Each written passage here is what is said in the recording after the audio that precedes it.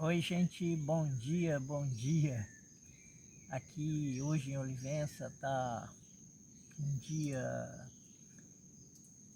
frio, né? Abaixo dos 20 graus a temperatura, mas muito gostoso, né? Para essa época do ano, ainda na primavera, mas já anunciando a chegada do verão, né? Enfim, estamos num dia muito bom que, apesar desse frio matinal, eu que acordei às 4h10 aproximadamente, né? Mas prenuncia um dia de sol.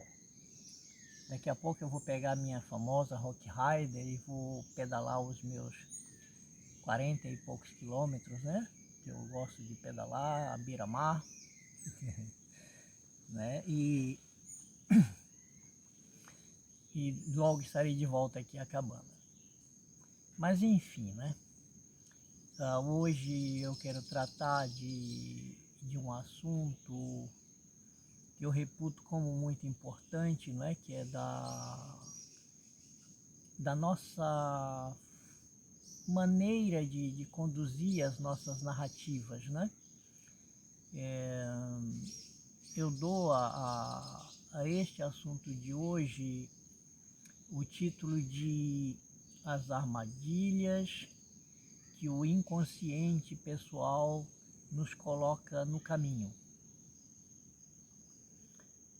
Isto se dá de uma maneira muito interessante, né? Entre tantas outras, quando nós, na idade adulta, em nossas interações com outras pessoas, tanto no ambiente profissional quanto no ambiente afetivo, com nossos parceiros, né? Nós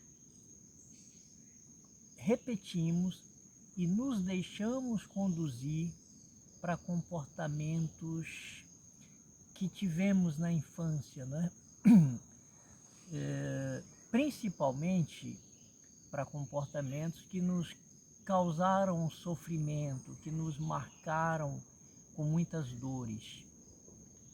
E é óbvio que a gente não percebe isso, por isso que ele fica no inconsciente pessoal, guardado lá, não é? Mas a gente está sempre trazendo como uma forma de repetição aquelas situações infantis, as situações de infância que nos marcaram, não é? Para exemplificar isso, é muito comum a gente perceber que uma determinada pessoa se relaciona com um parceiro agressivo e em dado momento ela se separa desse parceiro, ele ou ela, né, parceiro ou parceira, e repete mais tarde o mesmo relacionamento com outra pessoa agressiva, seja ou viciada em bebida. É comum a gente acompanhar esse tipo de comportamento, né? Aí a gente se pergunta, mas por que essa pessoa está sempre repetindo esse comportamento, né? Justamente porque ela está trazendo para si essa vivência infantil, uma vivência que inconscientemente ela já conhece e que ela talvez procure resgatar, né? Provar para si mesmo que ela consegue superar aquela vivência. Quase sempre não, né?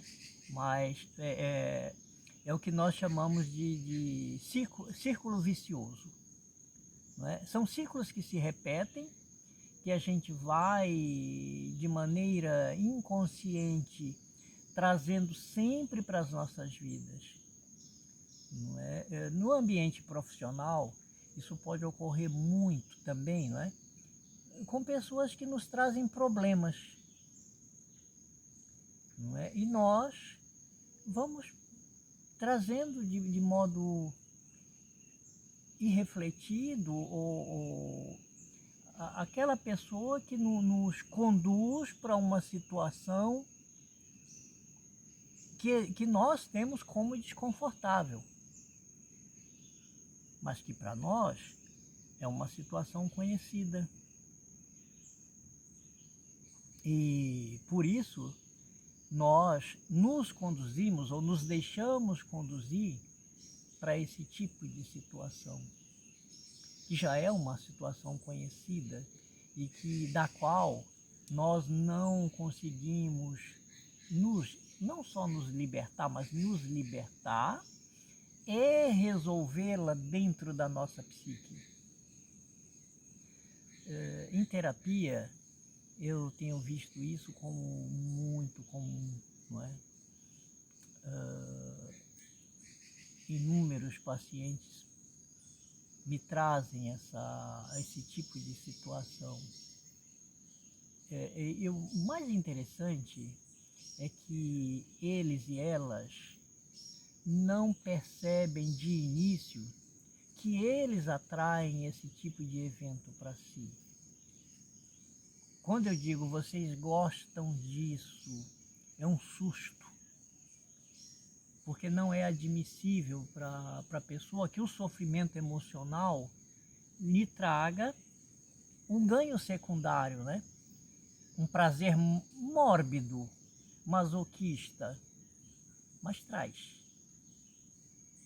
Não é? Quando ele se depara com isso, de início ele vai ter uma resistência muito grande, não é?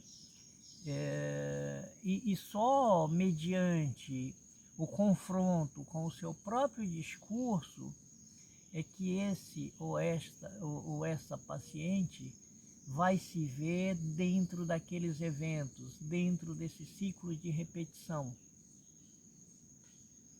E aí sim começa a caminhada de resolução desse tipo de situação, que mesmo assim ainda não é fácil. Pode haver recaída na mesma armadilha, não é? O que eu sempre digo é que quando isso acontece, a paciente não pode alegar ignorância. Às vezes alega, porque para nós mesmos nós somos muito indulgentes, né? Nós não costumamos admitir com facilidade que nós abrimos a estrada para que esse tipo de evento se propague. Não é? E isso vai se tornando como uma espécie de espinho cravado na carne, que nós temos dificuldade de localizar, e quando localizamos, ainda temos dificuldade ou uma certa má vontade em deslocar esse espinho dali de onde ele se encontra, porque ele se tornou um velho conhecido nosso.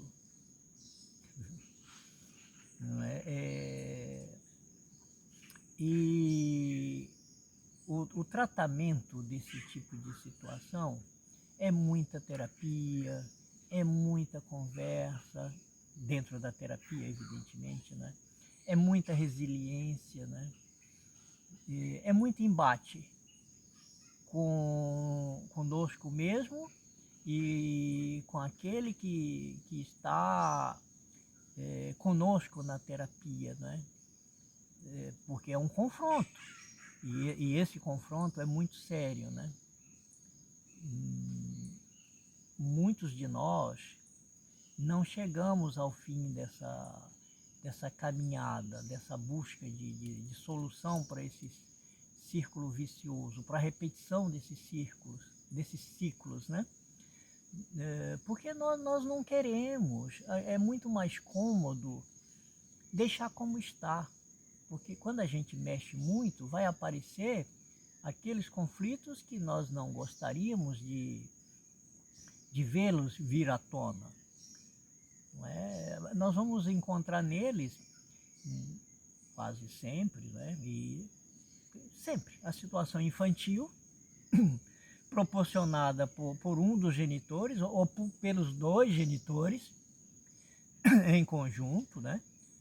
Ou separadamente, né? E isso para nós não é agradável, né? Nós construímos uma imagem de pai ideal, de mãe ideal, ou até dos nossos parentes, né? De um irmão ideal, não é? Eu diria um conflito parental, né? De um irmão ideal, de um tio ideal, de um primo ideal. E quando nós escarafunchamos dentro desse universo parental, desse universo familiar, nós vamos ver que esses componentes deste universo não eram tão ideais assim, né? E que não é nada surpreendente, né? Mas é assim que funciona, não é? Há muitos anos eu já li algumas coisas de Freud, né? E entre elas, um dos mais marcantes para mim foi o livro A Interpretação dos Sonhos, né? Em que ele relata seus próprios sonhos de seus pacientes, né? E como ele interpreta esses sonhos.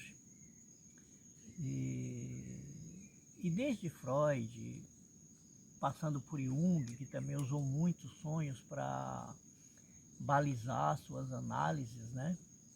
Eu também me acostumei a pedido dos meus e das minhas pacientes relatos de seus sonhos, porque nestes sonhos, né, aonde a polícia de vigília não está tão atuante, aparecem as situações, né, que eles próprios, né, não relatam com leveza, né, com facilidade.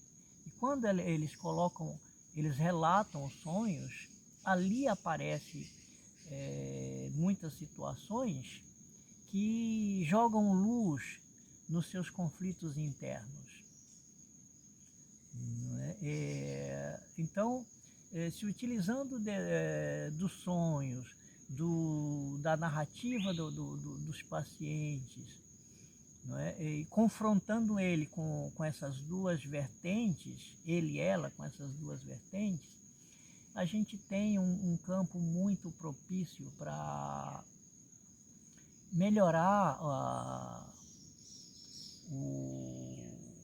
a vida do paciente, né? A sua compreensão de vida na realidade, né? Melhorar o seu estar no mundo. E isso é o objetivo, penso eu, de toda e qualquer terapia, né? É melhorar o estar no mundo de cada um de nós, né? Então,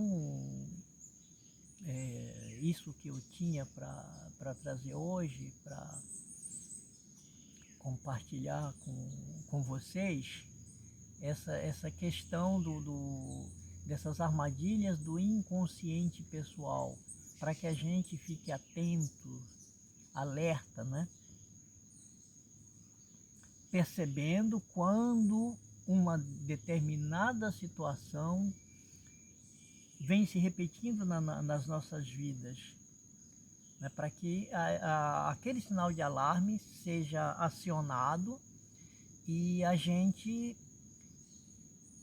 se precavenha, né? Monte uma guarda mais fortalecida para não sofrer, eu diria, desnecessariamente. Enfim, é isso, né? Nesta terça-feira de hoje, nesta terça-feira de novembro, eu desejo para todos nós um dia repleto de boas ações, de interações proveitosas, né? E que nós viemos a colher venhamos a colher uma semana muito produtiva. Que assim seja, que a natureza nos propicie aquilo que nós merecemos. Om Mani Padme Hum.